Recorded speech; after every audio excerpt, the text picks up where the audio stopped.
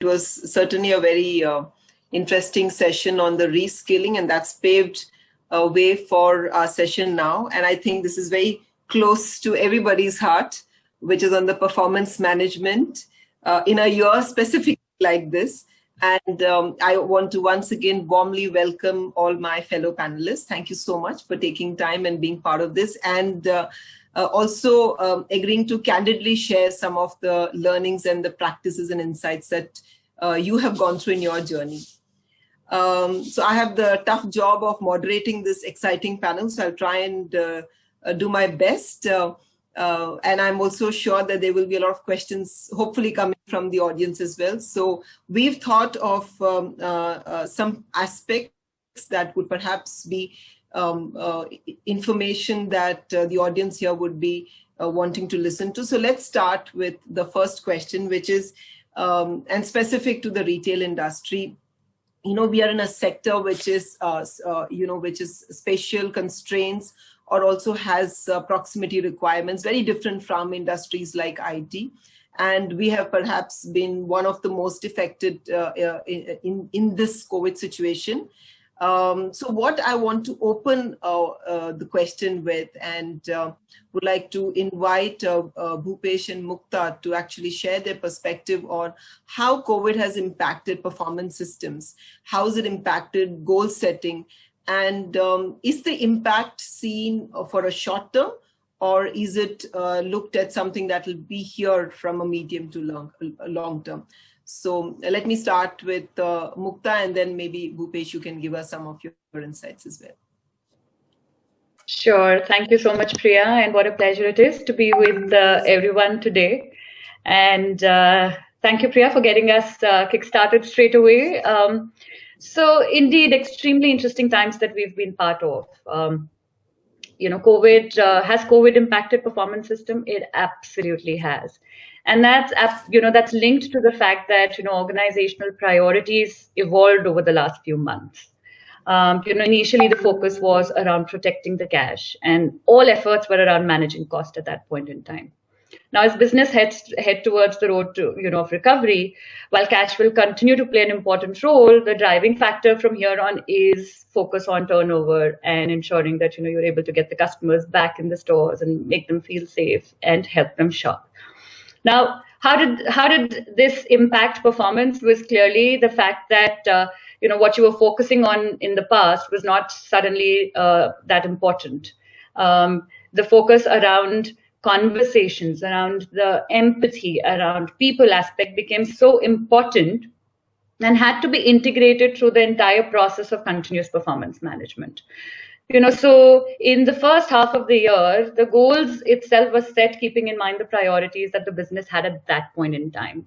Look at cost, look at cash. How can we find every single opportunity to ensure that we're becoming more lean, the structures, etc. Everything changed, right?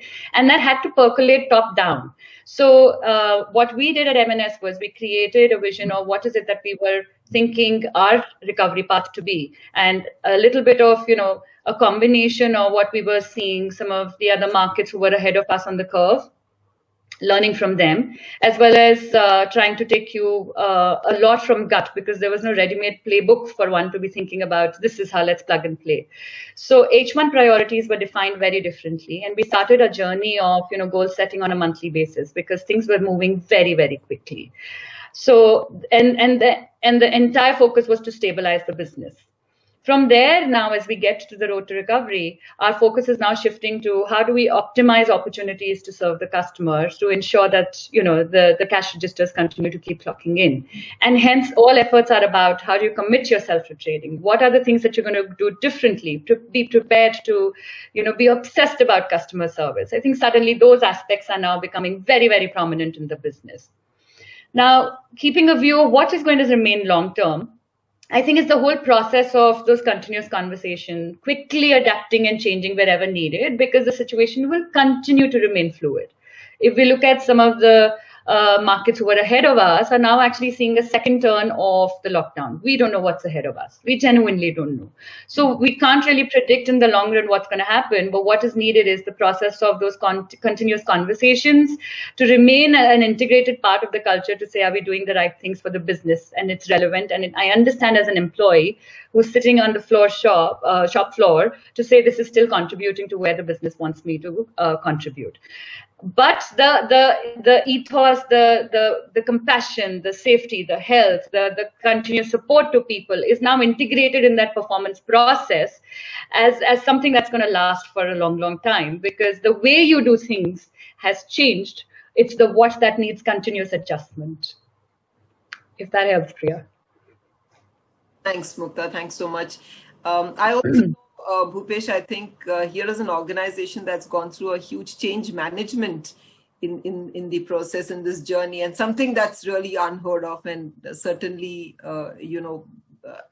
very interesting to hear that yesterday. So would like you to share your experience, Bhupesh, on the performance management at Enrich. Thanks, Priya. Yeah, I think our sector was very different. We were among, we are in a business that is in close proximity to the customer. We actually touch the customer, and that suddenly became taboo, became a no-no. So we were among the first industries to lock down. We actually shut down some of the salons before the lockdown happened. And we also happened to be one of the last industries to open up. And that was what really, really hit us. But the fact is, fundamentally, we believed that our industry, our sector, the need for grooming is honestly is inherent, is natural. And with due respect to the fellow panelists, I mean, you're more likely to get groomed and get a haircut done rather than go buy an extra shirt, with due respect to everybody in the panel. So very clearly on, we decided that we will not let go of staff. There is potential. We might reduce our salary bill. And despite having limited revenue in March and almost no revenue in April and May, we did not let go of anybody. We kept paying full salary for the first few months. But when we realized it's not going to last, we had to do something to manage our costs. We kept doing that on one side.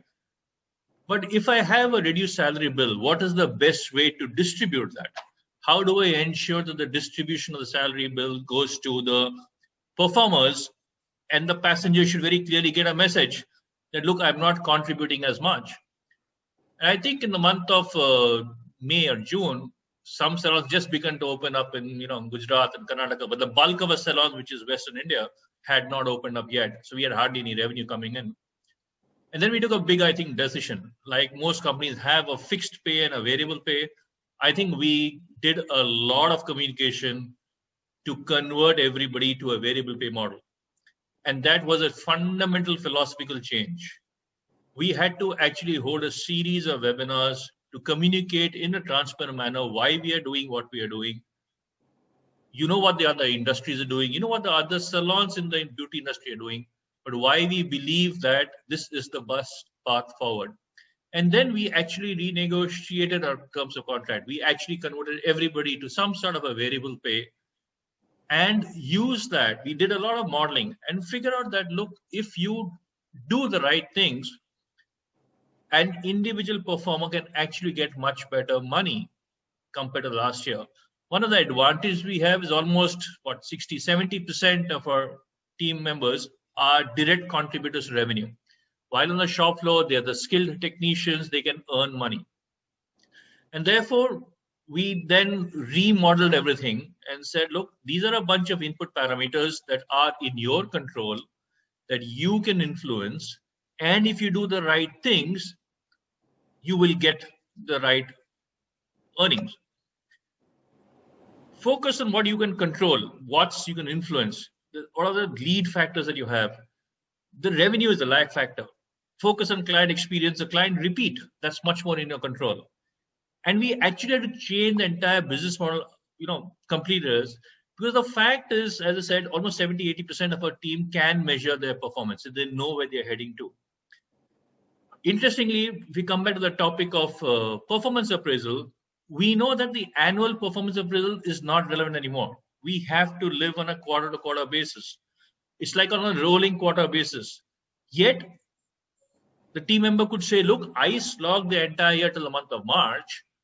Where has that gone into? Like the annual increment you give. So when we remodeled the payout, we built in the performance of the last year would affect your earning this year for every transaction. It's a very fundamentally different way of doing it. So while we changed everything around, the employee, we found that if you are a performer, you were actually earning, or you could earn as much as, or if not more, compared to the last year.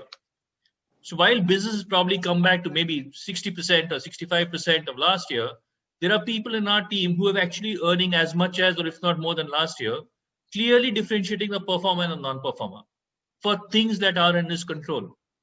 And that, I think, helped. The rolling horizon thinking of everything quarter to quarter, that makes more sense. Like for like is not relevant anymore. A month on month is probably more relevant. So while we did that, and you keep measuring the employee mood on a monthly basis, it is probably, I think, more important that responsiveness or agility and fairness is probably more relevant than precision and perfection.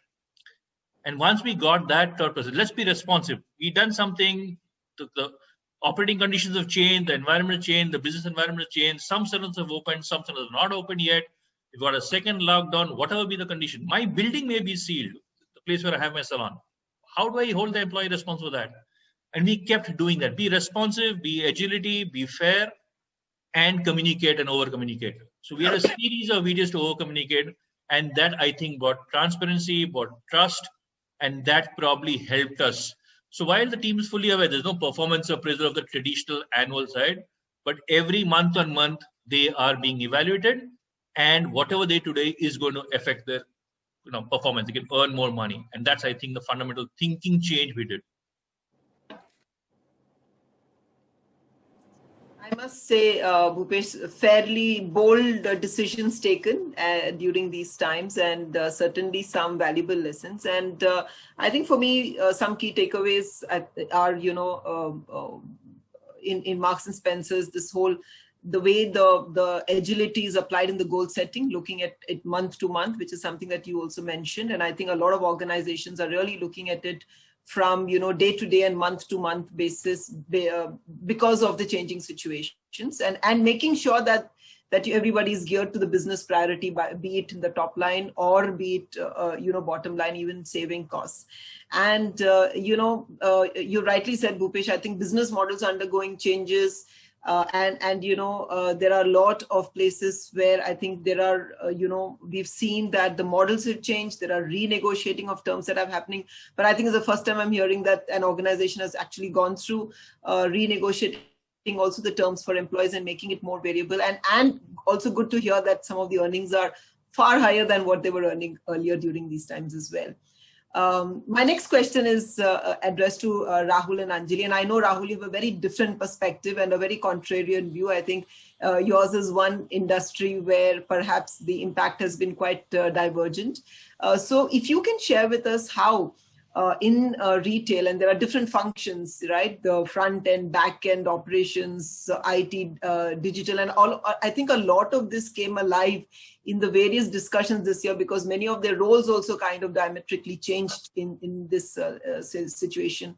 So how has that impacted, how we measure performance, and how have KPIs started to look different? Are they looking different? In some industries, it perhaps is not.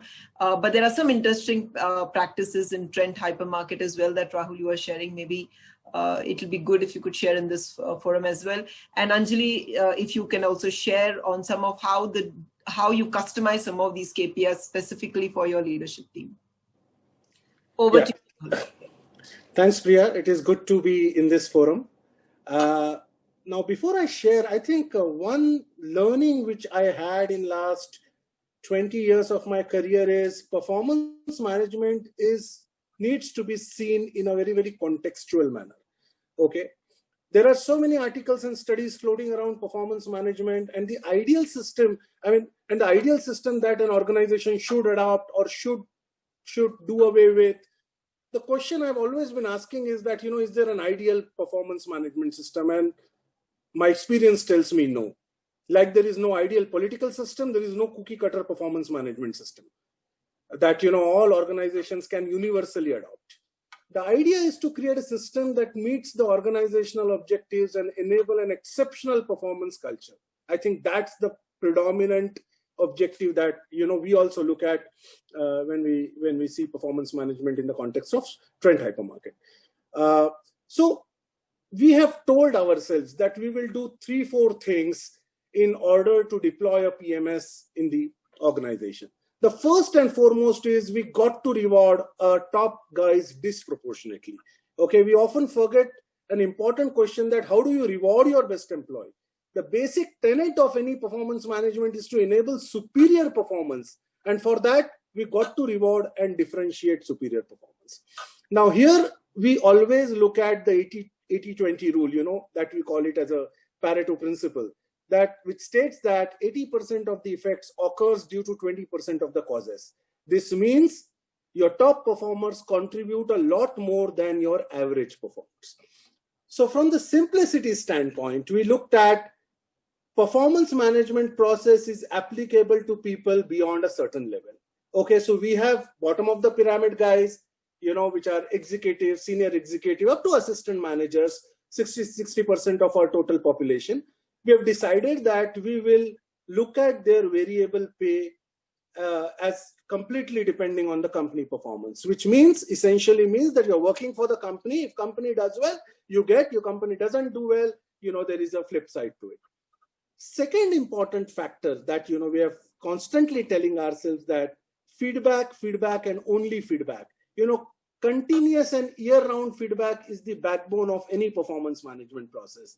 And it comes as a surprise that, feedback is often the most overlooked aspect of the process. And therefore, we have always encouraged managers that don't depend on the year-long process. Keep giving feedback, as Bhupesh was mentioning, quarterly. We tell them that, keep giving on-the-job instant feedbacks to people. Okay.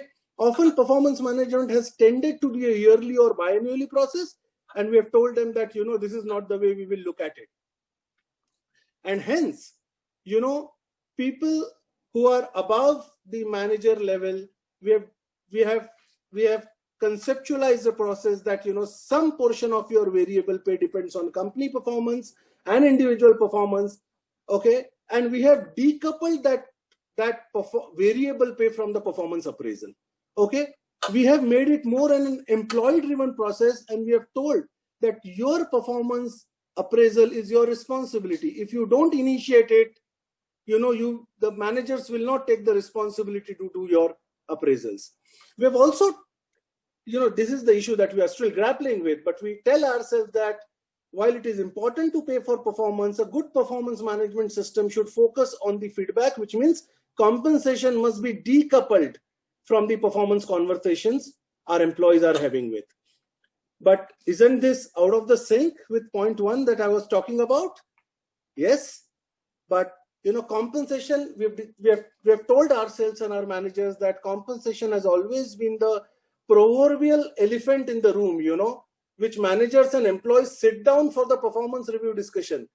And we tell them that we will always have a finite budget when it comes to reward and compensation. But employee feedback is infinite. So coming back to the simplicity, from the decoupling standpoint, we have a process which says 50% of your variable pay depends on company performance. We look at performance quarterly and we start paying them on quarterly basis. The 50% depends on individual performance, which is again a KPI driven. So for a category, you look at category top line, category RGM. For the functions, we look at cost, so on and so forth. For the new store opening department, we look at how many stores you open vis-a-vis the targets that you have. For the property projects, so on and so forth. Okay. So our performance management process is completely delinked from variable pay payment. Now, what an employee does to make those results happen is the effort that one puts. We looked at that as an effort-based process and started rating people on what is one doing to make that, store or business profitable. Suppose we have a store in a very, very good catchment, and if the store is doing well, doesn't necessarily mean that the store manager is an excellent performer, and vice versa. If the store is not doing well, doesn't mean that the store manager is a bad performer. And therefore, we looked at efforts, and we have created a simple process that whether you are meeting expectation when it comes to putting efforts to get those results, 3-point rating scale. And we looked at 3 simple competencies: result focused, customer focused, and people focused. And we have created a behavioral anchors around that.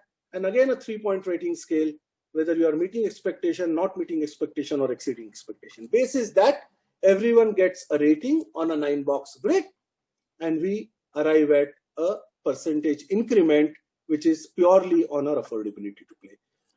So I think this is something which has worked for us. Okay, while I say that, we also have a very strong people review process, which we do it in the month of September, October, to look at who are those guys who have a spark and who have a capability and capacity to take the extra responsibilities.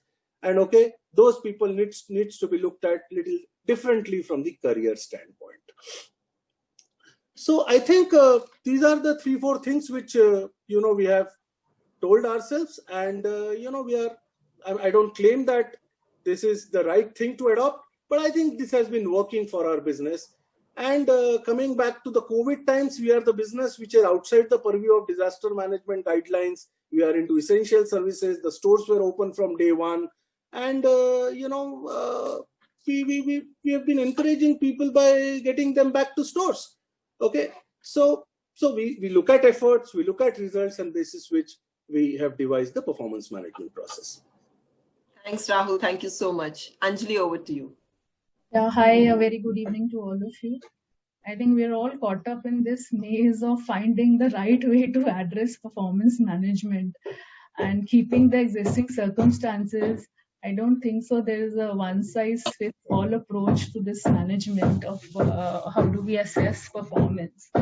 But today's point of performance management is not to categorize performance, I feel. It is how do we increase or enhance performance.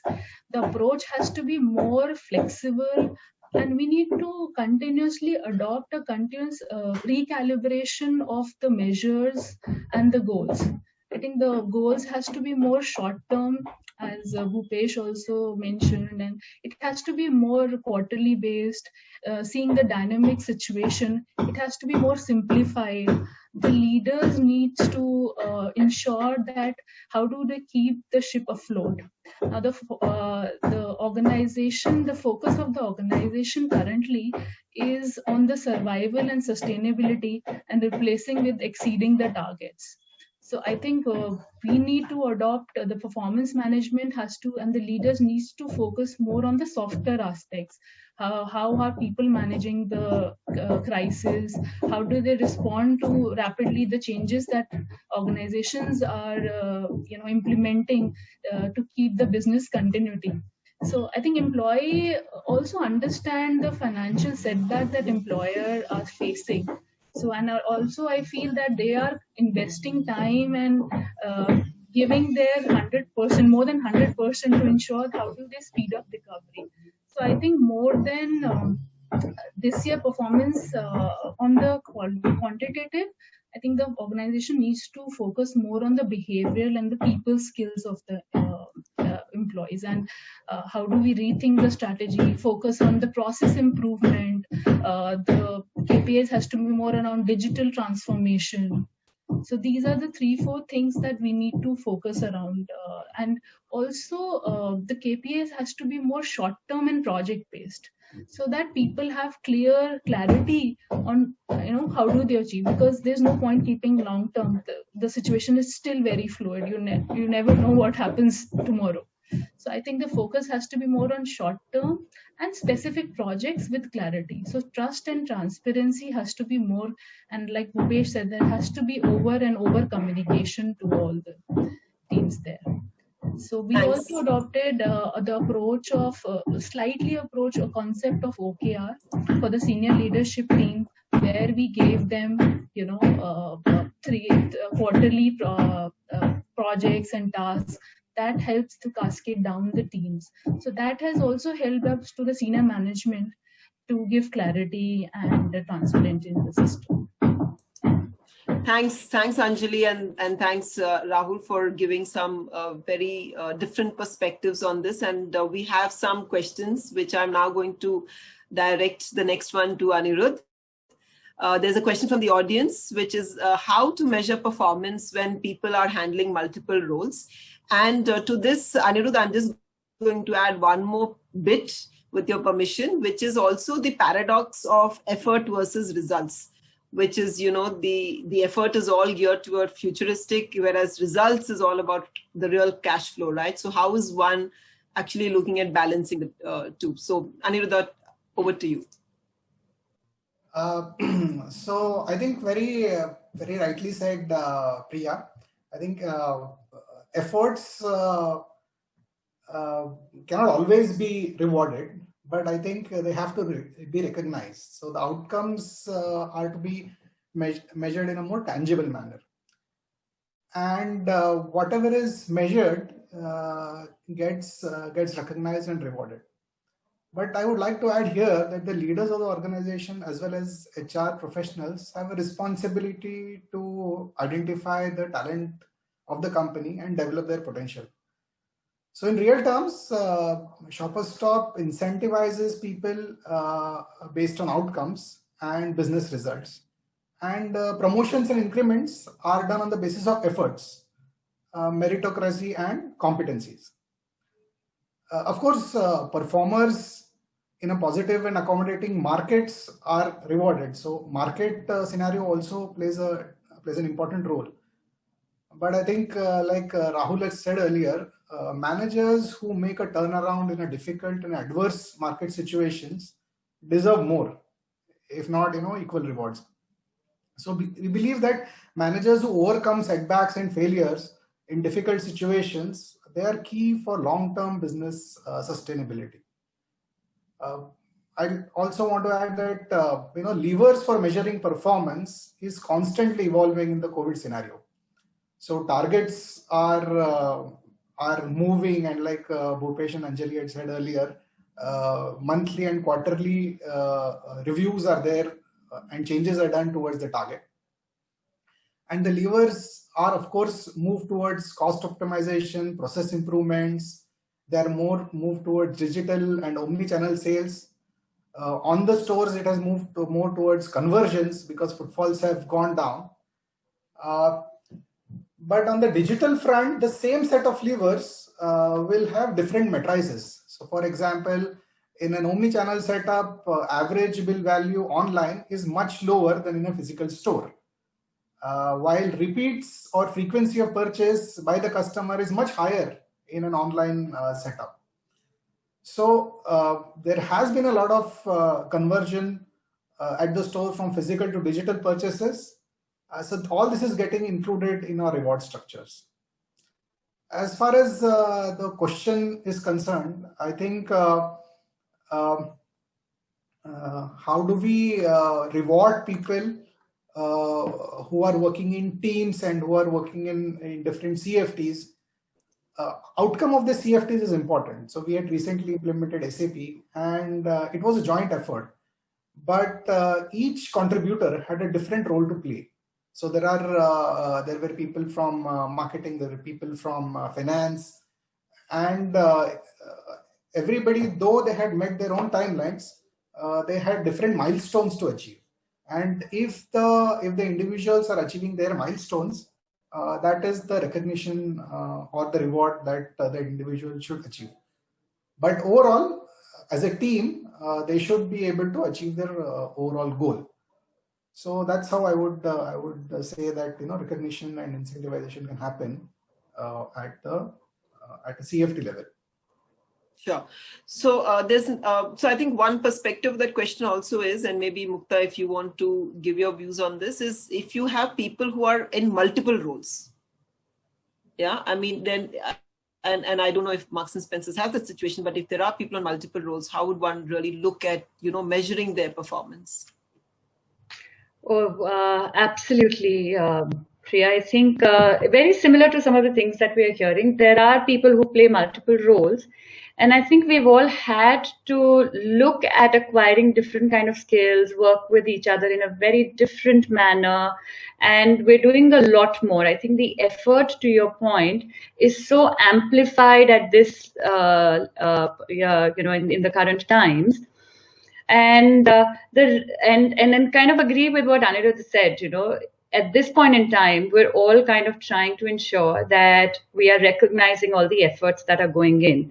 And we do regular, recognition ceremonies to kind of call out our people, the contributions they're making, use the internal social media, platform that we have, the Social Connect, to ensure we amplify their stories, colleagues that are going above and beyond.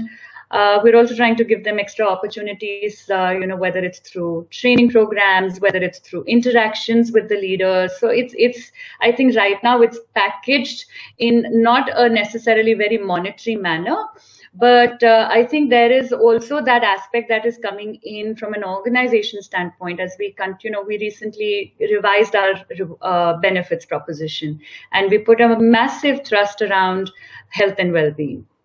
So, whether it was video medicine, whether it's, extending all these benefits to our colleagues and their families, not just colleagues, but their extended families, including parents, mental well-being support that we are giving. I think it's a combination of all the things. And as a brand, we take a lot of pride to say we've stood by our people. We've not done any pay cuts. We've not impacted people. We've stood by them, and we've made good our commitment of, being there for our people. And amongst all of this also comes this whole continuous, as I said earlier, the whole aspect of continuous performance management, where we're giving that feedback that helps them understand in a more constructive manner that, they're important, they're doing extremely well, and start to move this conversation to a more long-term career. What are their aspirations? Understanding how we are wanting to develop and invest in them. I think it's become a lot more intangible in the current times, while demonstrating in spirit that we are here for you for the long term, and we will invest in your career from that standpoint. So it's various elements that are coming together to evolve your proposition as an employer for your colleagues to remain committed, to continue to go above and beyond. There are emails, that we kind of circulate, the celebration that we're putting behind it. In spirit, that continues. The heroes that we are calling out, the trophies that we still continue to give, the certificates and we're also, our MD is kind of doing special notes that he's signing and sending to the families. I think it's just making them feel special.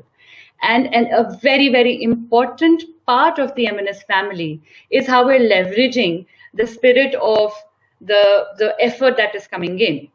And we know when the time is right, we would want to make good, linked to what their aspirations are, make things happen for our people. So I think that's the commitment. And as leadership team, we are standing, in front of our colleagues to make these commitments, to ensure that they see us standing in solidarity, because they're supporting the organization in a time which is turbulent, and we will stand by our people through ensuring that they have long-term careers to look forward to at M&S. Thanks so much, Mukta. Thanks a ton.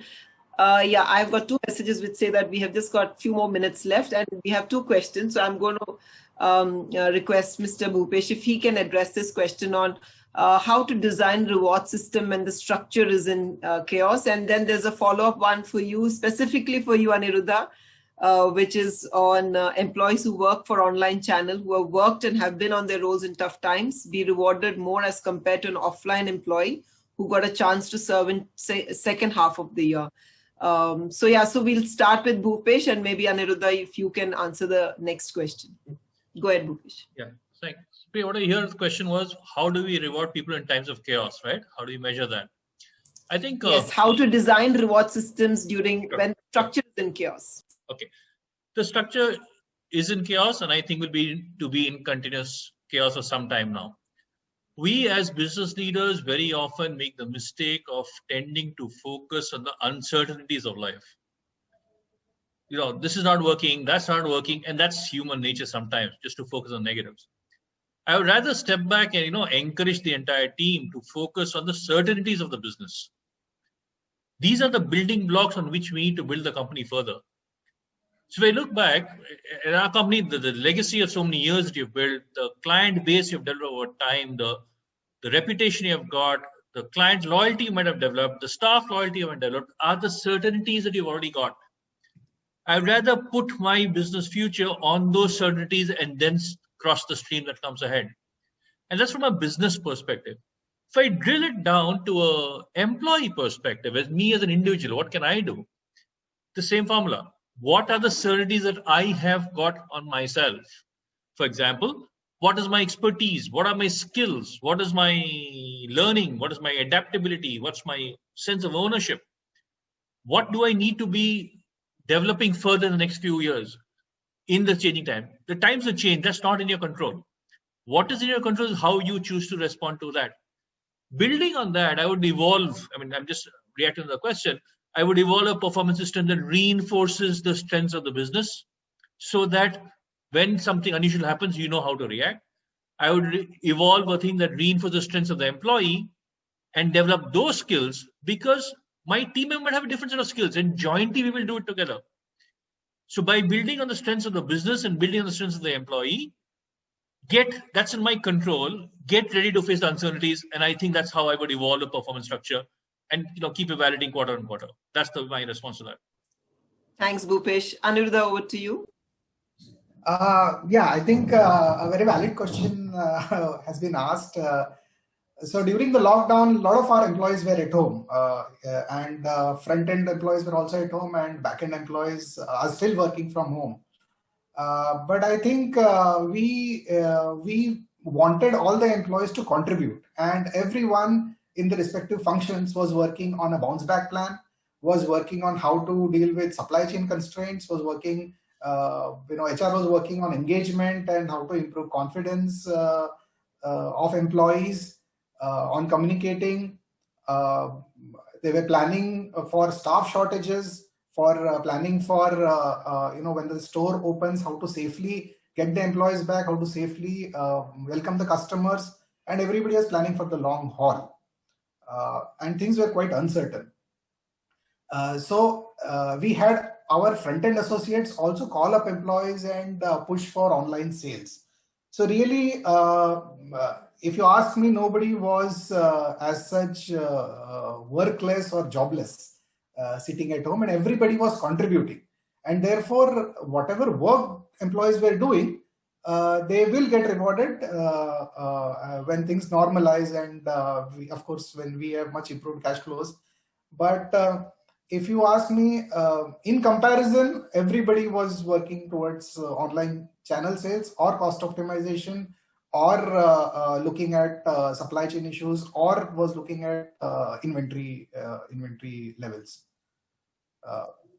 So that, I hope, responds. Yeah. And I think, Aniruddha, your question is a very real question. I can imagine a lot of us are going to be getting this when we get into the performance and discussions.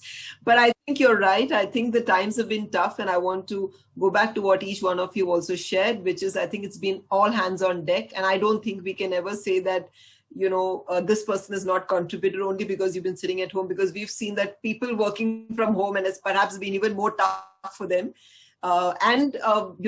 Always, I think we've maintained that the real warriors are our front-end employees who've taken those risks and gone to the stores and been in those volatile situations. So I think there will always be a special place for all our retail employees. And I think it will be translated in the way the organizations also look at recognizing them. And I think I'm going to, try to bring the conversation or this panel to a conclusion now, because we're also running out of time. I think what I've picked up from some of the insights that all of you have shared, I think one is all hands on deck, and the focus is on business, business priority. And those priorities may be changing by the month, by the quarter, but I think the focus has been on that. And therefore, I think one input that Mukta had shared was it has moved from individual to collectivism in the performance. I think everybody is looking at how together can I move the organization in the forward direction. I think that's something that's come across. And therefore, A lot more of CFTs have come into place in the organizations. And I know that organizations are also looking at, hey, while there are individual KRAs and there are deliverables, but we also need to look at how have they contributed to some of these CFTs, and some of the CFTs may have short term, or some of them may have medium to long term results being coming in. So there is a balance of the effort as well as the results that the organizations are looking at. In some places, the efforts are being recognized and not necessarily brought into a performance management system, but a lot more focus in the performance management system continues to be on the deliverables that the individual is bringing into table. I think the next theme I've taken back with me is the bit on simplicity. You know, how do you simplify the process, remove the fear out of the process? I think that's a very important bit that Rahul had also shared. And also make sure that, you know, you are able to also bring in those people discussions, but it's not linked to the performance, right? You made the talent discussion separate from this. I think for me, the biggest revelation also was in the conversation yesterday with Bhupesh, where Bhupesh said, hey, listen, we use this. Also, this became an opportunity to do a huge change management in the organization. You know, I mean, there was a business model change, and there was also a change in the way the employment model took place. And the input on how some of the leaders have used models of OKR during this time, you know, and driving it really right from the top. And I think the one thread I picked up from across was this whole communication and over communication, and the leadership leading the communication, I think has been a very key, you know, takeaway. It's something that even Titan believes in, because I think when leaders walk the talk and they are the ones who come in the front end during these crisis times and do the communication, I think it does have its a very positive stroke on the employees. So thank you so much for all your inputs. I think you know, it was interesting for me to have this conversation with all of you yesterday and now today in this panel. Thank you so much, and I do hope we all have a good and a safe festive season. And like how Aniruddha was saying yesterday, the new words are rate of recovery. And I'm sure that all of us will be on a very good path of the rate of recovery that we have in our businesses. Thank you so much for your time today, and also for sharing candidly. Thanks a lot. Thank you, Priya. Thank you. Thanks, Priya.